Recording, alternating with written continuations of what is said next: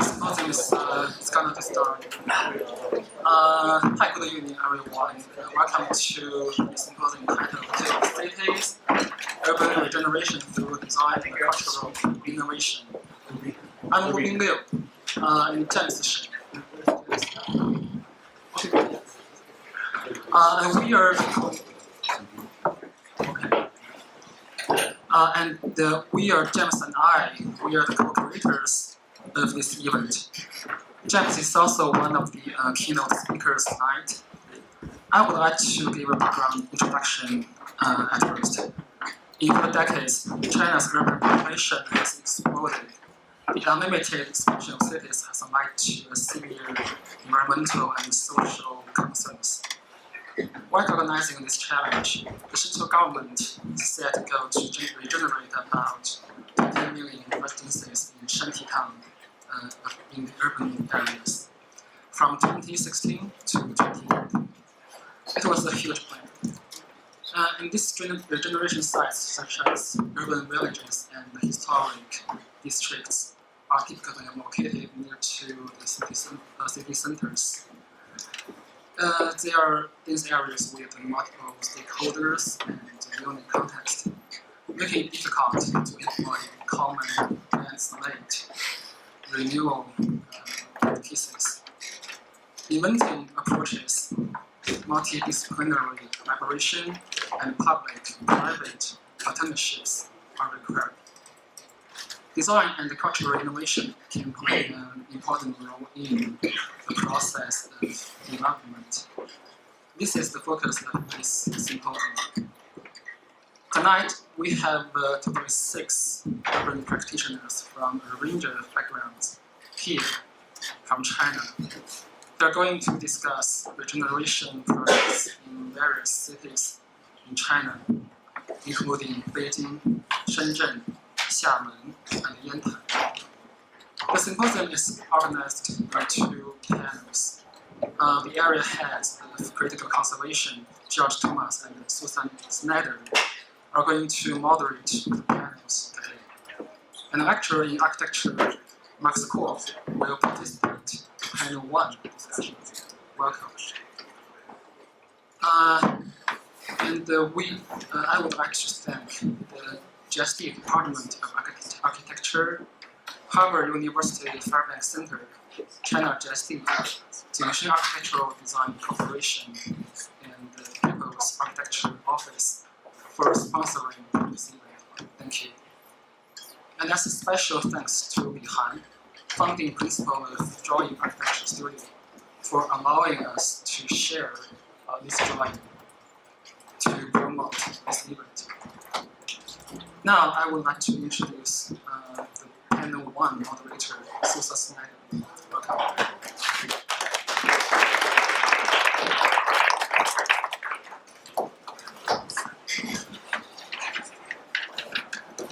Hello. Is this working? Buzzer? Okay. Well, George and I are really honored to be asked to participate in this by our wonderful students. So we're really pleased to be here and learn about this topic. Panel 1 is where a traditional blank slate approaches to urban renewal have broken down. Alternative approaches have emerged that are more sensitive to existing communities and take advantage of existing social and cultural capital. This panel will examine how events and activities surrounding art and design can bring together multiple stakeholders into the urban regeneration decision-making process. With the aim of creating more inclusive communities, guest speakers will discuss how different approaches have helped impact the development of various projects. The first speaker is, please excuse my pronunciation, Boy has been helping me. Ruoxi Zhang, an assistant professor in Xiamen University, School of Architecture and Civil Engineering. She is a researcher focusing on spatial reproduction, community engagement in historic neighborhoods in Xiamen, China. Since 2015, she has been promoting community renewal in Shapaway and conducting in-depth research on urban renewal. Shapaway, a fishing port originating in the Ming Dynasty, is now fading with the decline of the fishing industry. It is a typical example of urban renewal in China with the wave of urban renewal. The second speaker is Yijing Xu and Neil McLean Gaddis. Yijing and Neil are co-founders of SANS, which is a placemaking and community building office based in Shenzhen. Their practice operates at the intersection of culture, community, and commerce, realizing numerous high-profile projects and events over the past decade. Of note, SANS has led the strategic planning and implementation of Dashilar's urban revitalization in Beijing, 2010 to 2015, developed Dashilar's groundbreaking pilot project series with Beijing Design Week from 2013 to 17, and helped create a new cultural retail concept for CITIC Press in the form of CITIC Port in 2018. Welcome the speakers.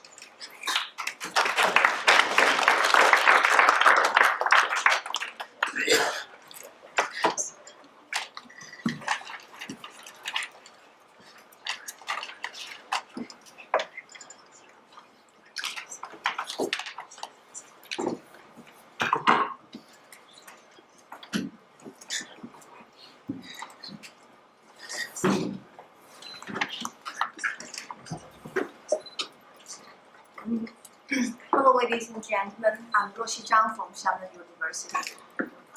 It's a great honor to be here to share my practice in Shaohui.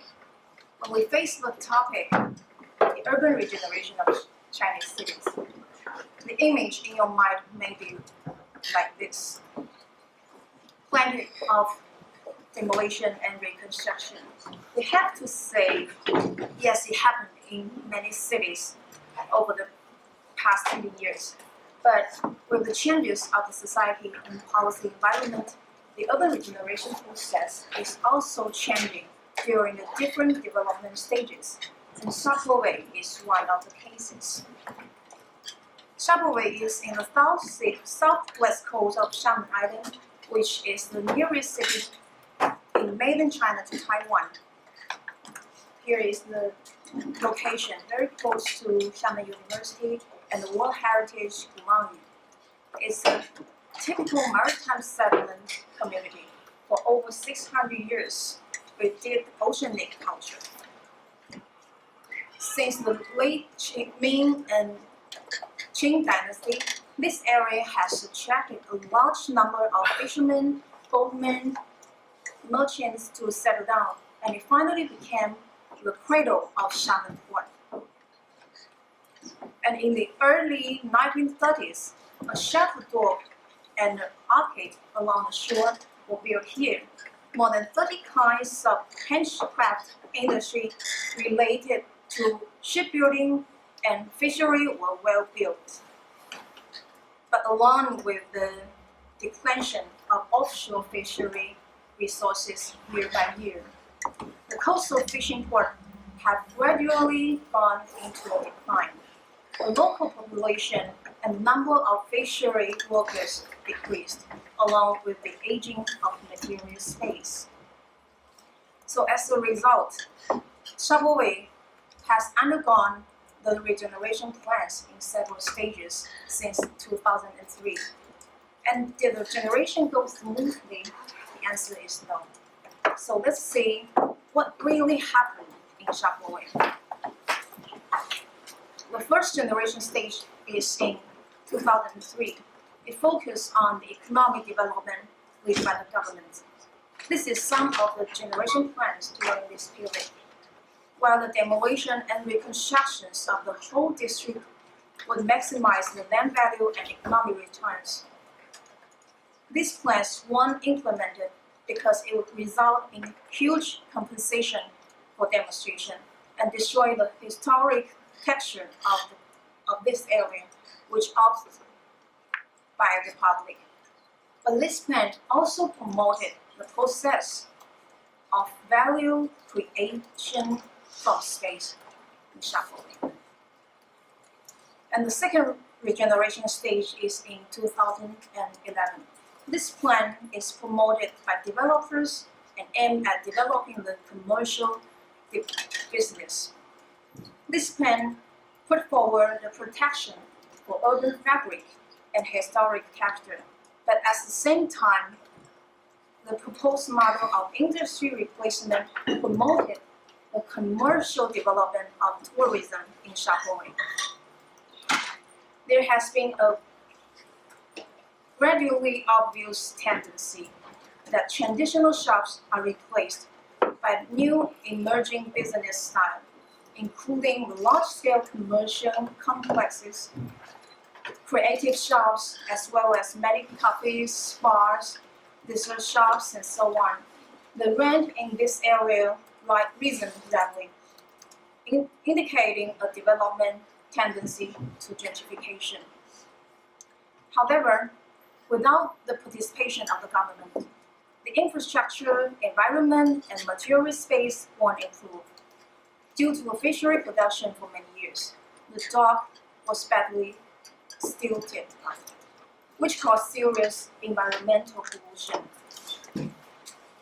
So, the third regeneration stage is in 2015.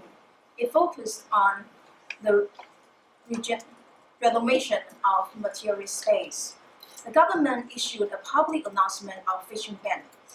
It proposed an environmental management for the shelter dock, which no longer had a docking function for fishing boats, and it also required for local fishermen to ship to other fields after receiving subsidies. However, it aroused a backlash from citizens and public media. Most people view the leaving of fishing boats and fishermen as a loss of shelter dock memory and the traditional culture of Shapoe. The announcement directly promoted the industry transformation of Shapoe. There was a widely public discussion about the role and power of the government, the livelihood of the fishermen after fishing ban, the need for the return of fishing boats, and so on. These photos were the last fishermen in Shapoe, which were taken a few days before the ban. The public opinions brought a great pressure on the government, which was forced to roll back the regeneration plan and to rethink it. So the multiple problems reflected these three stages of regeneration plan are also the common ones confronting in Chinese cities. There have been complicated and diverse social relationships and interest demands driven by the economic development. Therefore, the decline of material space is not the most important bottleneck from the development of Shapoe. It's also far from enough to only rely on the special transformation or industry updating. It's also necessary to rethink the relationship between people, space, and structure based on the fishery transformation. Facing with such challenge, a new generation model is required to make further changes. So comes the fourth generation stage in 2016. It's centered on the public participation and vision consensus. We found that the main reason why several regeneration plans weren't well implemented is the lack of effective public participation. Promoted by the government, a team of planners composed of the teachers and students from 4 universities and including Xiamen University launched a new round of regeneration plan.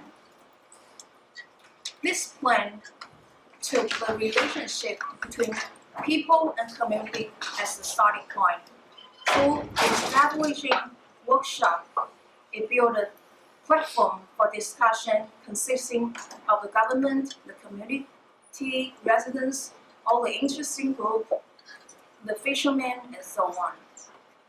The workshop adopted various ways for sake of understanding the demands of all the interesting groups and their expectation of the community. We work together to make decisions on the regeneration plan, and we also try to find out the cultural characteristic in this area. And the following is the consensus which we achieved. The first one is, as the soul of Shapaway, the fishery culture shouldn't disappear after the ban. The fishing boat and fishermen's return to the shelter dock is necessary.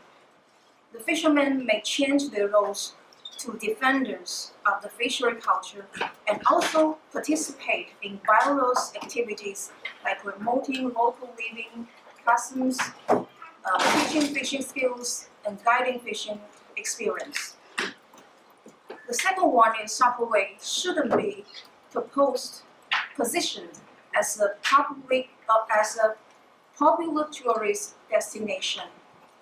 The general culture and the life pattern need to be protected. It's necessary to provide the subsidies in management for the traditional industry and local cultural institutes.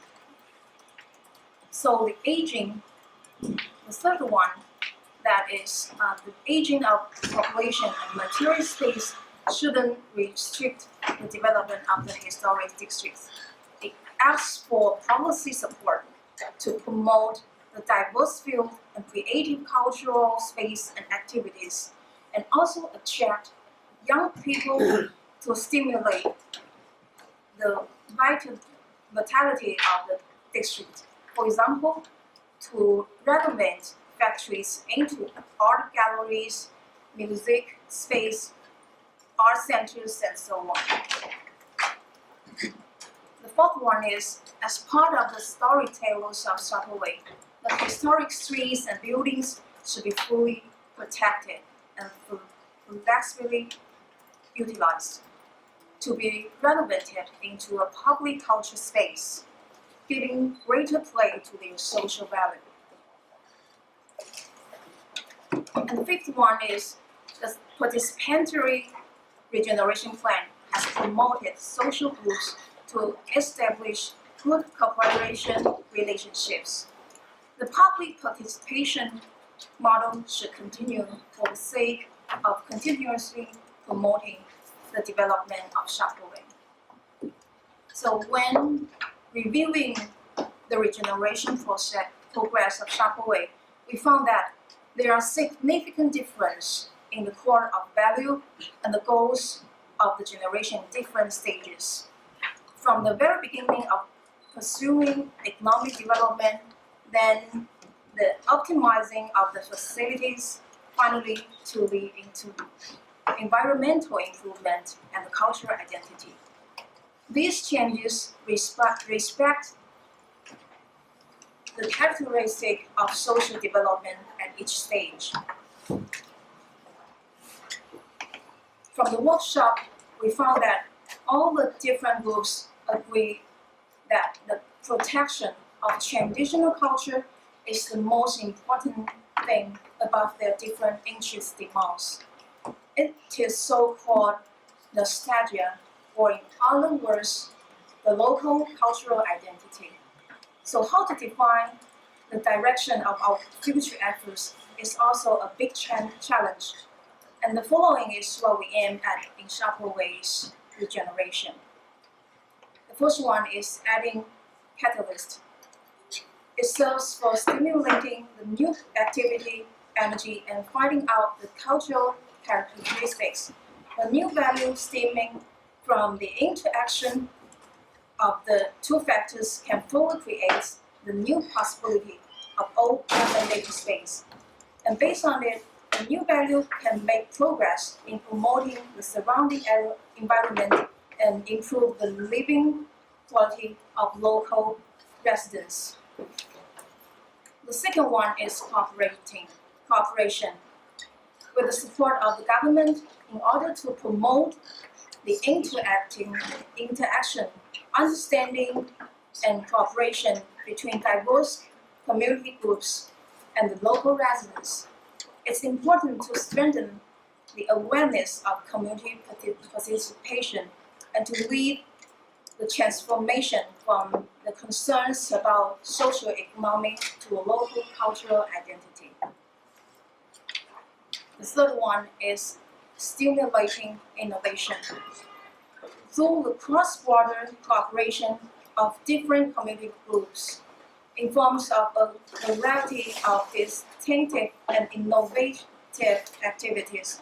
We can introduce the social issue of the local culture of the old city and work with the local community to create new ideas of old city regeneration.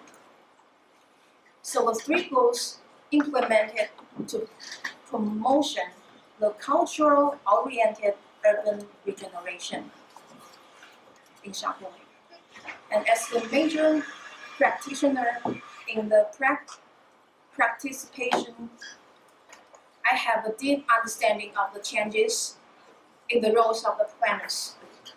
What we should do is to act as a bridge of communication between the various groups and help the people-oriented development of the community. It's not so easy, but definitely worth doing. That's it. Thank you. Welcome to Shaohui.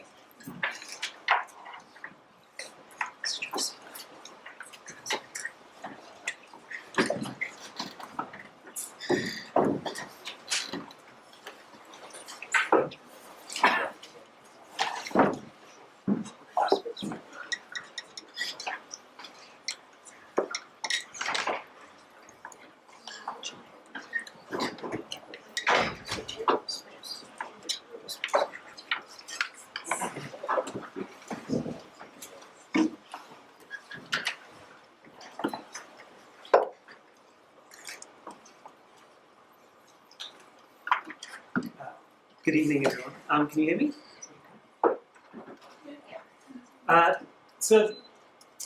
Yijing and I are sons. My name's Neil, by the way.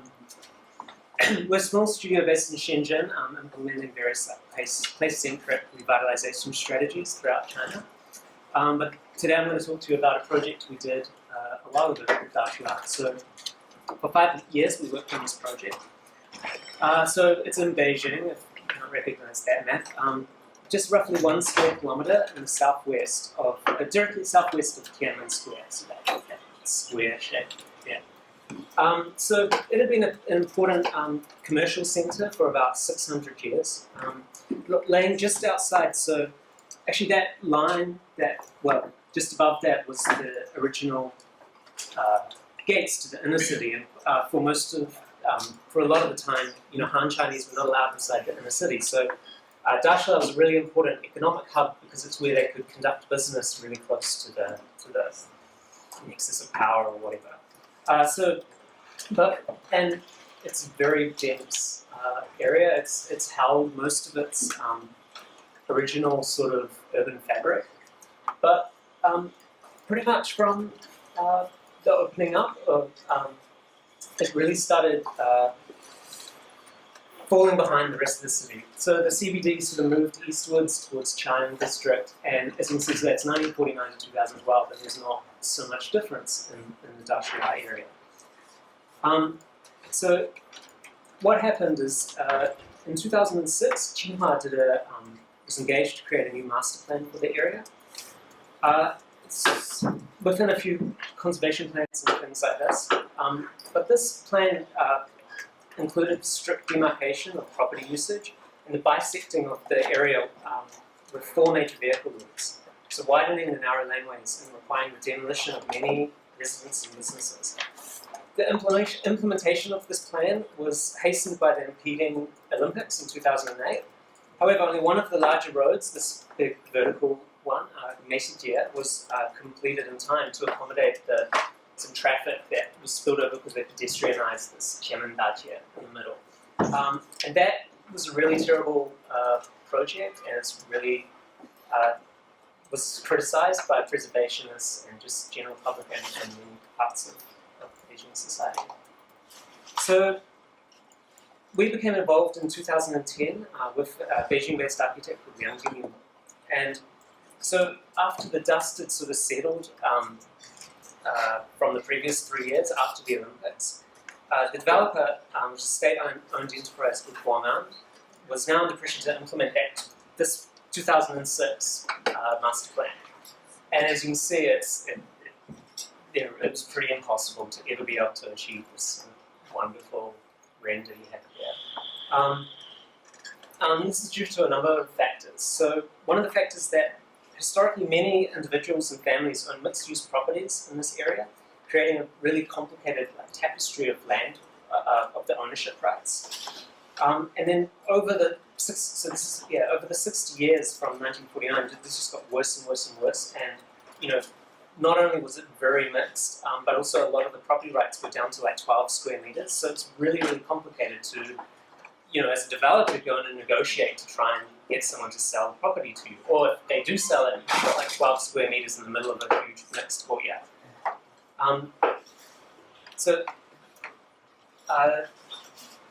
Also the value of the properties had exploded over that time period. So a lot of the funding they received when that master plan was carried out, there's no way that was ever going to be enough to compensate the residents by the time they were slowly running through this process of negotiating with all of the residents. So our first realization was that it's quite obviously the traditional planning methodology was inadequate to deal with this complicated situation.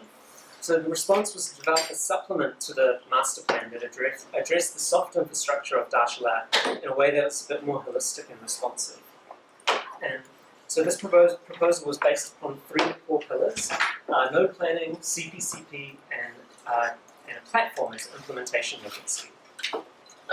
Node planning was the process in which we created a framework for utilizing disparate acquired spaces. So since 2007, residents who wanted to relocate and receive compensation had slowly been selling to the developer, and this is all these like little points all over the area, and led to them. But the tabula rasa situation required by the master plan was impossible. So we amended it to focus on creating nodes that could have a networking effect on the entire area. So again, it's the normal way, the tabula rasa method, and we sort of try to implement what gave them the framework of this node planning sort of amendment to the master plan. And so to guide these little where the nodes will be and the programs that to be inserted, we created a set of metrics based upon 4 fields not usually evaluated through the traditional leasing strategy of the developer. So these were community, program, culture, and place. So aside from the leasing team's usual due diligence, this simple set of metrics based upon local and international best practices help to guide and effectively educate the team to find programs that would have the desired networked effects upon the surrounding business ecology or services within the targeted area. So this had a secondary effect. So it's, you kind of can. It's really simple. It's not so accurate. What its basic role is actually to try and educate these people involved in the leasing department with the developers about how to look at these incoming businesses a little differently. But it had a secondary effect of also helping and so it helped the developer to offer rent discounts to targeted businesses or social programs. It also, because there was like a framework behind that, it protected the person who's giving out the rent discount from any like accusations of cronyism or corruption or things like that. And lastly, we helped the developer to form a platform structure to manage this process. So the platform would have input from various departments within the developer, such as leasing, marketing, property management, connect with government agencies, local government, street officers, and the local business community.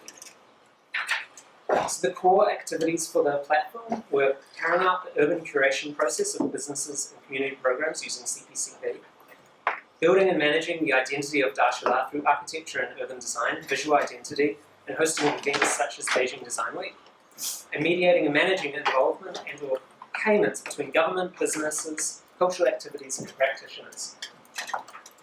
So while structurally the platform was a cultural company fully owned by the developer, its boundaries were quite foggy, so it allowed enough to allow third parties or consultants to be considered within the organization.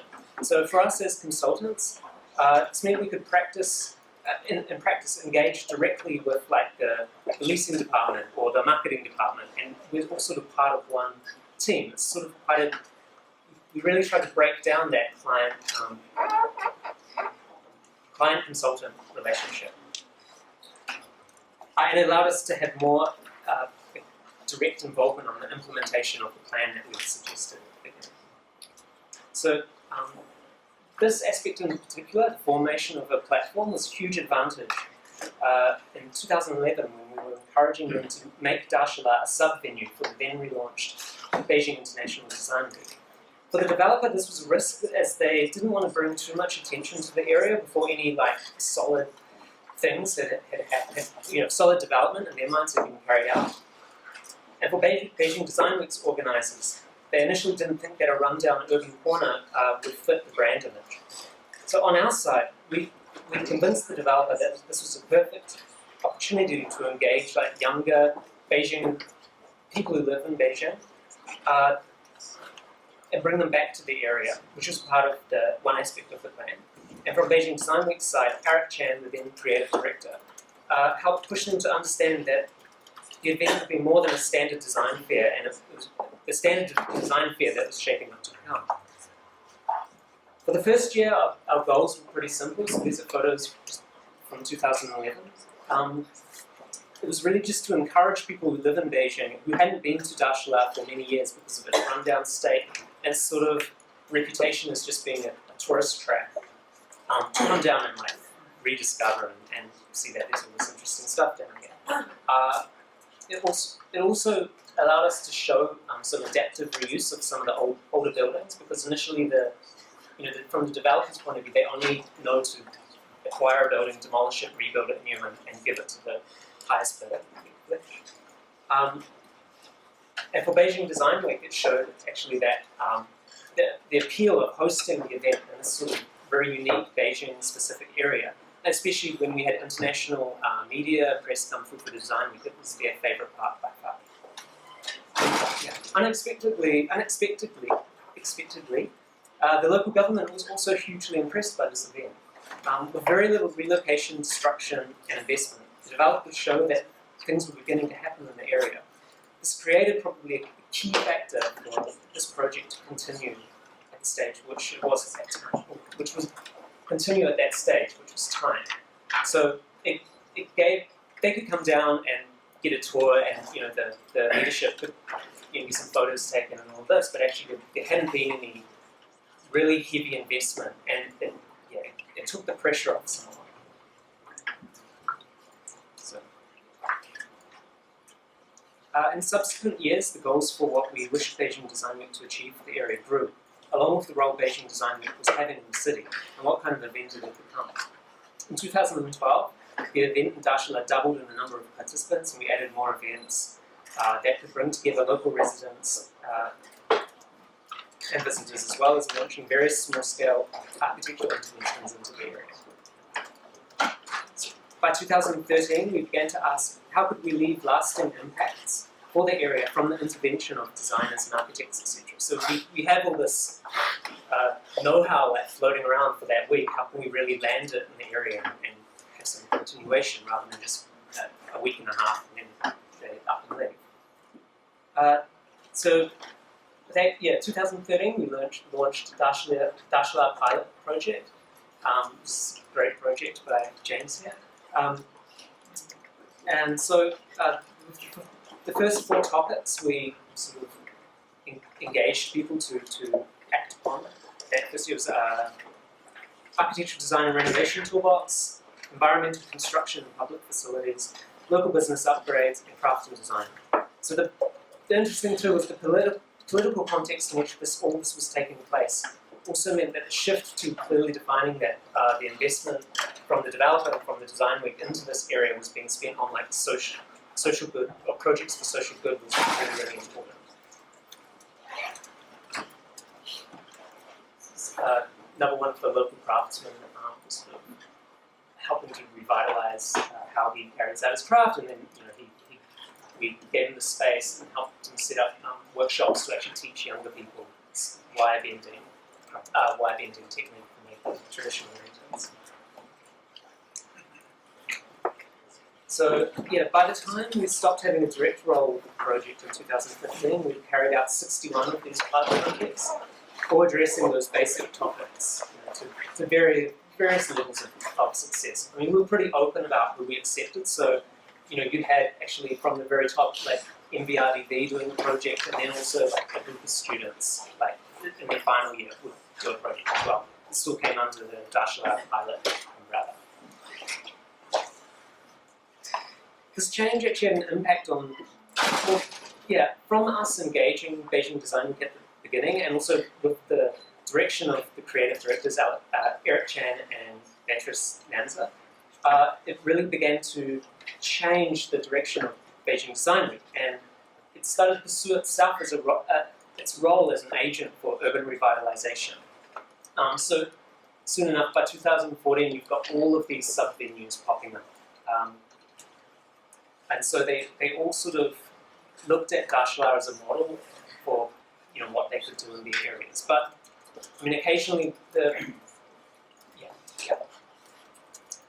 So along with that, on a higher level, GOHA, the government cultural organization that administers Beijing Design Week, began to sell the model to other cities. So currently, Suzhou and Zhuhai also have design weeks that really play on this fact that this event can be landed in your city and have an urban revitalization sort of impact. Yeah, and then throughout the Dashala project, and particularly after 2015, the developer also began to evolve into a different organization, adding calling itself a city revitalization social service provider to it, as adding that to its title, which basically meant it could go around other municipalities throughout the country and offer its services to help revitalize their old historic centers. So this also, they managed to finally get the power to carry out a large development just to the east of Dashala proper where we worked. But it's a very different kind of development, but actually a lot of the language that was developed through Dashala projects gets spoken about in a way that it tries to portray traditional Beijing culture. Okay, so basically probably our major impact at the end of that is, there's been a lot of these boarding up and bricking up of businesses in Beijing Hutong areas, but actually Dashala has managed to avoid that because it was all underneath the framework. So just really quickly, just our reflections on this, because we've been out of it for 4 years. So one aspect is that we really, from the beginning, we had a strong focus on understanding the main part of this was actually trying to curate the local business ecology. So by the time we've, and using the CPCP methodology, so it completely changed who was going down there and these great independent businesses came down. And actually in Beijing, it's become harder and harder for these businesses to find spaces because it's usually very informal how they are, the spaces they are renting that are cheap enough, and then they can only sign 1 year, 2 years lease at a time. It's really difficult. But with Dashala, they actually sign longer leases and they're supported by the platform. And I think this really was a success of trying to connect this top-down with bottom-up. So through the platform, the top has all the resources, but often just doesn't have the capacity to do what we suggested to them in the plan. Secondly, I think the success of the platform is in actually starting to break down the silos within a project, which is a contributing factor in being able to open up and capture the value of place. So underneath the policy or plan, you have multiple silos filled with team members, contractors and collaborators all carrying out different tasks at set times within an overall strategy. This may be effective in communicating a plan or ensuring deadlines are met. But for who? And so at worst, the plan is prioritized over the users or the community that it affects, or that the very definition of who the community is at the bottom here is different for each actor within those silos. So the experience of place is specific to different groups, and it cannot be demarcated in this way. It is the experience of place moves seamlessly for discrete features directly impacted by a plan to larger macro contexts and the plane operates within. So breaking down those silos and having clearly defined set of users or communities led the stakeholders involved to more intuitively act upon the overall experience of the place together. So the things that we can actually affect, but with sort of using the platform, we begin to, they intuitively understood that they're trying to create an experience for a certain community, rather than only understanding that a policy or a plan, and then I have my role within that, and I'm just, carrying it out as best as I can. So, yeah, I think that's probably the time. So, thank you.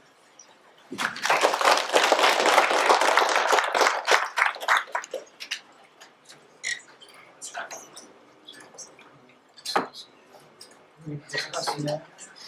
No, we want to begin the panel discussion. Discuss the panel now, Yeah, and then discuss. one panel please. Panel one discussion. So, are the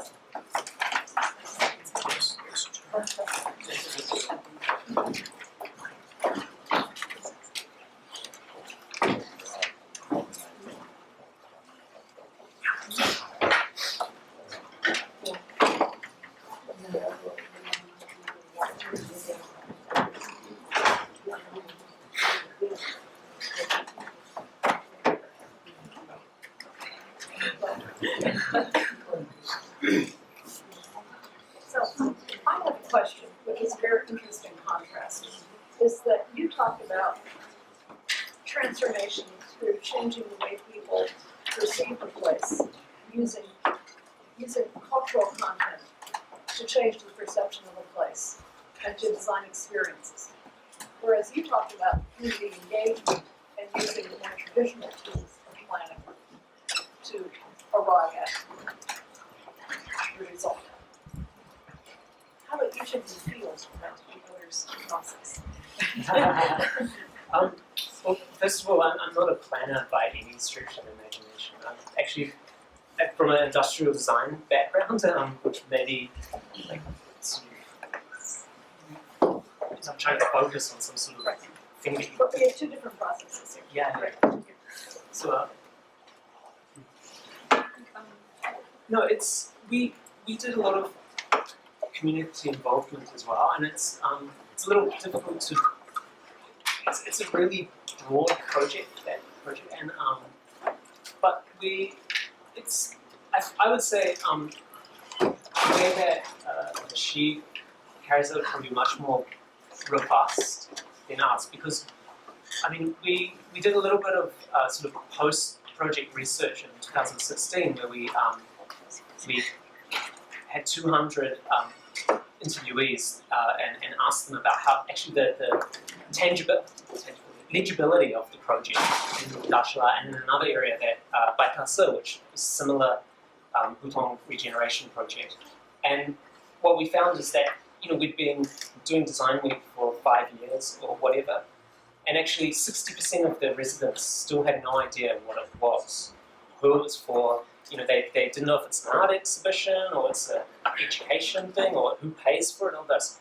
And so I think we really underestimated or overestimated how legible the face of it was to the residents. I mean, for designers or young people coming in, they can't get it straight away, but I can see you probably have much more robust ways of telling the story or trying to, telling them what is happening and also getting feedback about what's going on. Whereas we sort of did it in a much more ad hoc-y way, and if people were really angry about something, they came to us, and if they were pretty happy, they said that often they didn't know quite why these things were happening. It's distracting.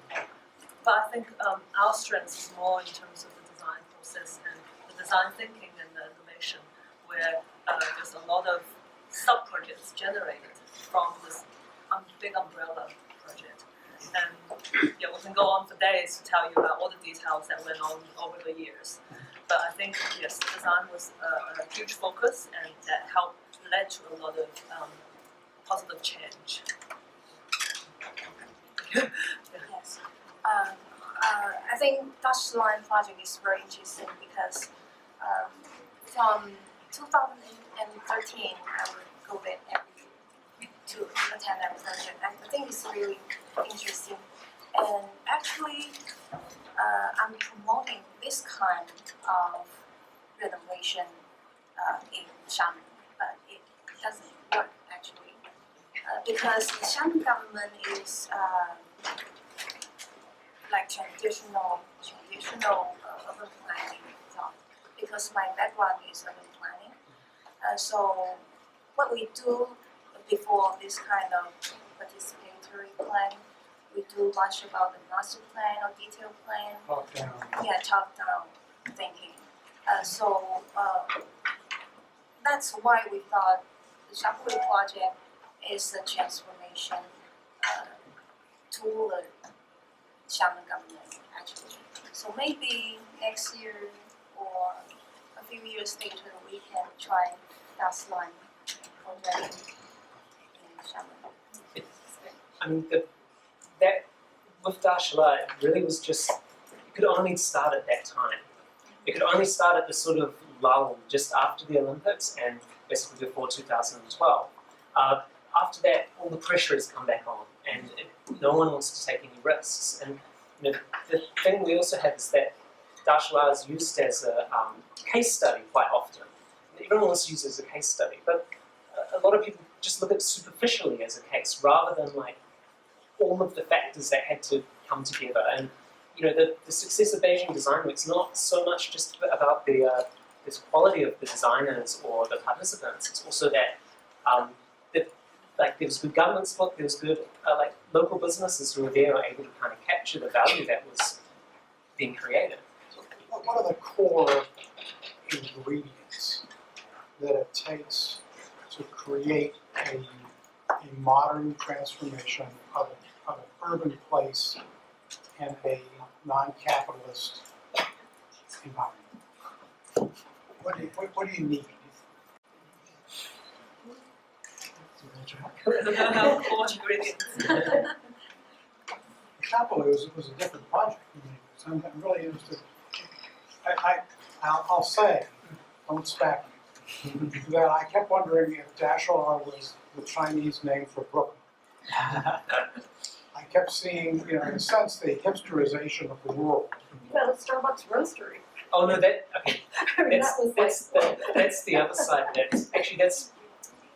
That was kind of they used it's a funny way of how these things are done. Where I guess in Brooklyn, there's the independent cafe who's there for X amount of years, and then the Starbucks Roastery. And Dashala, they used that. They didn't really replace it. They just used the prestige of that, and the hipsterism of Dashala to get the Starbucks Roastery to another development they're doing next door, which is much more commercial and is basically like a big mall. But in a sense, the point is that a lot of the processes that we see happening globally, the hipster world is a world that is spreading everything. It requires, on one hand, a connected world. It needs people to be aware of other people and to be aware of media and all these things that come together to make people want the same types of things. So that's one piece. Obviously, Beijing is now a global city. It's connected globally, and pieces of it.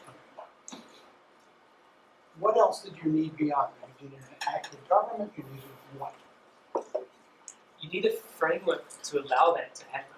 So that's really the node plan came in, because it's just a framework that they could see on a paper and they could tick off, and then we could give them updates, progress reports. And it was a way then to not wipe out the whole place while doing pieces that could start to transform. Yes. So it's a catalyst system. Yeah, and I think that's that, along with like a cohort of quite skilled people within the developer at that time who got the idea and understood this, were quite young, and mean, they've all sort of moved up the ranks now and gone other places, but it's supposed to be sort of a perfect.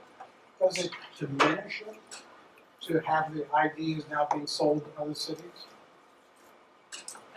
I don't think so. It's just, I think often it's just looked at very superficially and not looked at that, okay, you know, someone will come down and like an urban design, someone from urban design will come down and they'll see the way that it's a very organic sort of, you know, there's some newer buildings, some renovated buildings, some buildings that haven't been touched on the street, and then they just want to do that. But that's just a result of the plan. And then there will be developers or shopping malls come see this is where great large design festivals take place, and then that brings a lot of young creative people, and then they just take that aspect. However, we actually, the pilot projects, we kind of started out, had long-term effects after the event took place, and they grew for a long time afterwards. And I think those qualities or those aspects are normally not looked at holistically, and how so work with the design community as well as the sort of local residents, and that aspect is also being kind of learned and used by other people. But again, it's the whole thing together. Well, it's been Sorry, can I zoom out a little bit? I'm kind of curious. She, I think, at one point used the word nostalgia, and I think we talked about regeneration, and I was wondering, regeneration, are we actually reconstructing something or going back to something? It seems like so much has changed about all of these urban fabrics that made areas no return. So I'm thinking about nostalgia and Svetlana Boym's use of both a restorative nostalgia versus a reflective nostalgia. Restorative is like you actually are trying to go back, right? Whereas reflective uses nostalgia as kind of a playful tactic to create something new. And I'm kind of curious, as you guys work with all these different communities, how does nostalgia play into maybe the way you are communicating with local communities, or how local actors or other outsiders are contributing to how they're steering the directions of these projects? How does nostalgia? Yes. I know we didn't want to go back to the old time, like some fishermen just living there because the generation is going. So the local people, we can agree that we need maybe they can't stop for the tourists to come to Shakopee, and they need maybe some coffee, maybe some restaurant. So when they left fishing for a living, they maybe had another income to maybe rent to other people to some shops and so on. So they can agree that. But luckily we don't have Starbucks or McDonald's in Shakopee because the citizens in Xiamen, we know Shakopee is different from Pulau or Zhetuan. There's too many tourists there and lost their local identity because we have the case before. So we don't want to lose this area that we can't see any image in all time. So we want to leave something, but not just stuck the whole spaces and done development. So you're keeping a memory to some Yeah, extent, just memory. because the fishing narrative is disappearing, because this is a global problem. But it becomes then part of the identity of the place, which we want people to remember. Are you creating a resort? Is this a place where people come for access to the water, different activities? Yes. What's the draw? Yeah, 3 different activities may be had. And through the activities, the fishermen and people's come out of the subway can get in touch, so they can know what happened. Do they go out on boats with the fishermen? No. No, the fishermen are lonely people anyway. Yes, maybe for security reasons, Yeah. so government don't allow people to get. But I think your question about nostalgia raises a difference between the two projects, because your project is done for a year-round period of residence, whereas yours is temporal, right? But the intervention of the art is a temporal thing, and then it disappears. No, I mean The festival's temporal. the festival's temporal, Yes. but it kind of became like a design district, you know. Well, but in becoming a design, the last images you showed were incredibly global, Western looking. Oh, I think They that's were a not- listener. That's yeah. actually not Dashalai. I was a bit That's okay. rushed, and so I was meant to say that from doing this kind of very independent bottom-up Yeah. thing, the benefit it gave to the developer was it got the ability to do this very like huge commercial top-down things with the Starbucks and blah blah blah blah. So I mean But you it's showed a lot of little shops and everything, which yeah. sort of, the result of that was essentially intensely non-local and more universal global, or common So global. maybe Yeah, it it's- means Yeah, it's versus what you were showing, which was trying to bring out the inherent qualities that have been in this place. And heighten a little, help them along so that they were more relevant now. paint the boats. Yeah. But I think, okay, Dashalar has 600 years of history, and there's so much layered, I guess, meaning and memory and history to it. But it's always been a commercial district. And where we sort of focused and worked on was sort of part of Dashalar, which is called Yangming area. So it's probably like not even a quarter. It's like 1/10 of the entire sort of the sort of square block, which is 1 kilometer square. So we were working on just a zone in there, and that zone within Dashalar became maybe more hipstery, more independent kind of shops. But as a whole, it's very it's varieties of I guess types.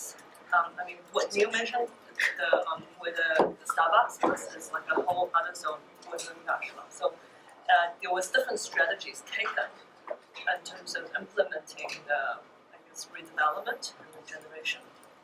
I'm kind of curious what the ideal object is. I'm an architect, so I can only think in terms of objects. I mean, spaces can be empty, public spaces can be objects too. So I'm kind of curious what the ideal object in both of your practices might be. So let's say if there's a nostalgic image of a fisherman throwing out his net and Starbucks, right? What's the ideal object somewhere in between that you are trying to create? And maybe for you guys, like I'm thinking of maybe some of the architectural renovations to the homes that are kind of contemporary, and maybe they provide, new pieces to the urban fabric that, are more durable over time or something. Are there these sort of hybridic moments or ideal objects you guys are trying to create that would be, where you can locate success maybe in the things that you guys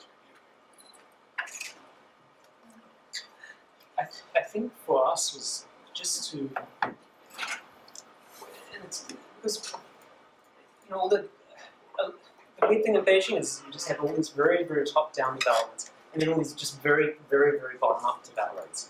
And we really were trying to figure out to do something that just felt a little more kind of fear to flip side. So the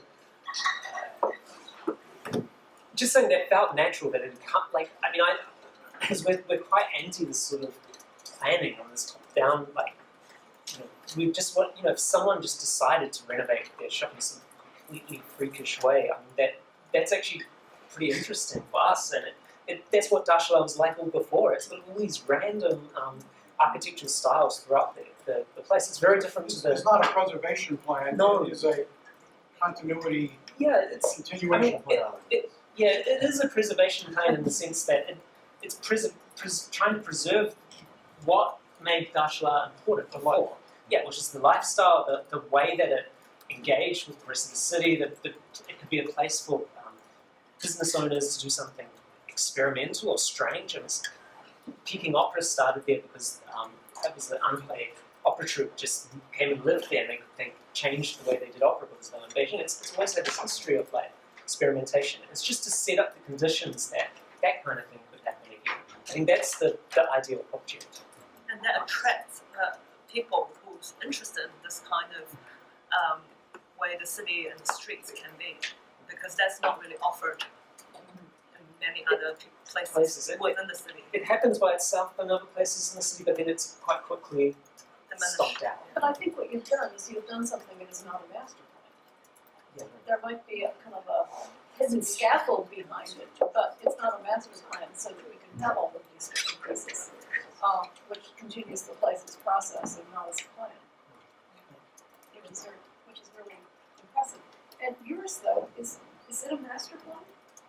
In the end, I'm No, not saying- actually, it's a very small area, so maybe not master plan. This is the area really around the water and not the areas behind, right? I mean, in your plan, there was this idea of an old fisherman's sheds, I think, on the waterfront that you had talked about, Yes, and okay. that doesn't exist anymore. Yes, it exists. Oh, it still exists. Yes, so that means something. I see. Okay, yes. I'm sorry, I have to. Yeah. And now we have a little bit time for the Q&A, and maybe audience can bring some questions. And we have time for 2 questions. Thank you for great presentations, very interesting inspiring projects that are out. So here I have a question for both Neil and Rosie. In both of the projects, we have seen the upgrading of the quality of the spaces. I imagine for that kind of project, it would be a little too much to ask the locals to pay for the cost themselves. So I imagine there must be some financing that happens during the process. So would you two be able to elaborate a little bit more on the financial aspects of the project, like who finances the projects, or the lenders, and like the land and the maturity of the lands? Thank you. Yeah, well, I can explain. For Darshla, for the Yangmeizhu sort of zone, there was a sort of infrastructural upgrade. So, which means the pipes and the electricities that were, I guess, renovated, facades and street pavings, that was paid for by the government-owned developer. And the small shops, the spaces that were leased out, of course the shop owners, they renovate themselves. For residents, they don't really tend to do a huge amount of upgrade was inside, but the facade were changed. Yeah. But that was actually one of the pilot project that James was involved in, specifically to deal with that, because it's really that they do have the money for helping to upgrade the spaces, but it's really difficult movement to get that money from the government down to the Yeah, but then there's the property rights in terms of the property rights is farm also and very that's privately owned or public, and then there's like army owned. yeah, it's quite complicated. But actually, if you wait for the next round, I think James will explain, because his project was really a mechanism for trying to go deeper than that facade, right, and actually improve the living spaces. I'm struck by the lack of, as you say, it's not a heritage district, but it reminds me a little bit of Jane Jacobs' discussion about the value of old buildings, which may or may not have heritage. So by having old buildings that can be inexpensively renovated and have things that aren't necessarily Starbucks, you might be able to keep fishermen and weird things going on. So that was the main lesson that I took away, is that not all important heritage districts are dealing with style of architecture. Sometimes it's just important to preserve a stock of old buildings for public uses. And to go in and fix the infrastructure, the pipes, the water, the rest of it, reminds me a little bit of Patrick Getty's discussion of the type of urban renewal as opposed to Robert Moses. Though you need both. Yes. There were buildings that were properly renovated, and historic buildings that were properly Okay, I really appreciate you also to discuss about the public participation in different perspectives in two different cities. But in some specific urban conditions, the idea of public participation can be questionable. For example, in Beijing, on the one hand, the city government is intending to remove most of the population out from the city and remain the high classes or high skilled people in the city. On the other hand, it also encourages the public participation. So my question is,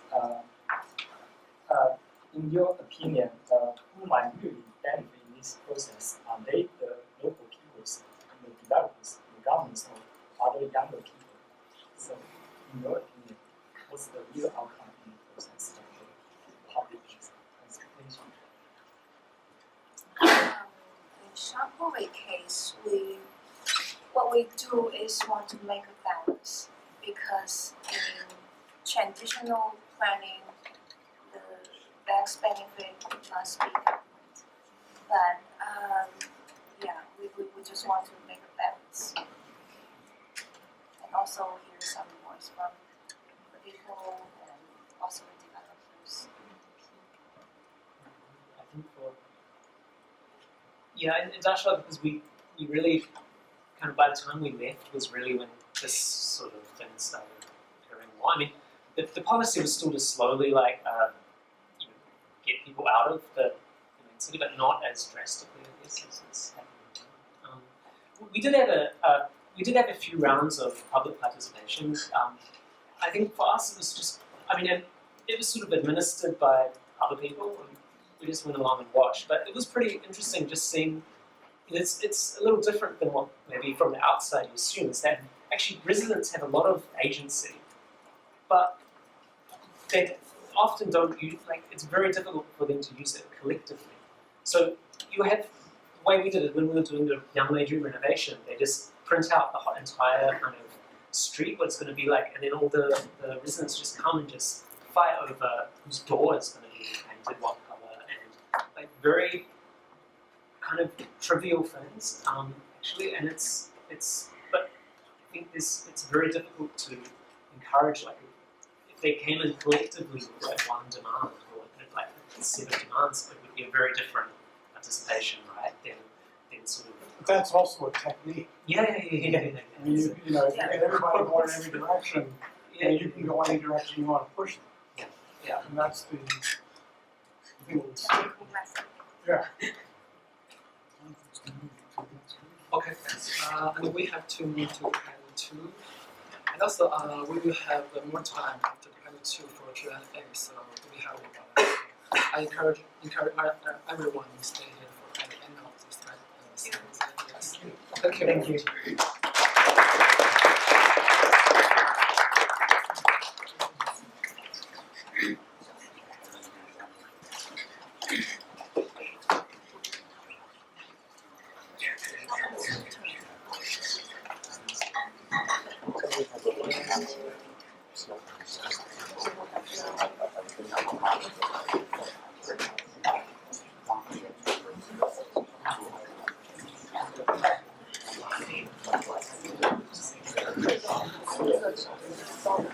I can tell all of you that Susan and I have heard 17 different student presentations today.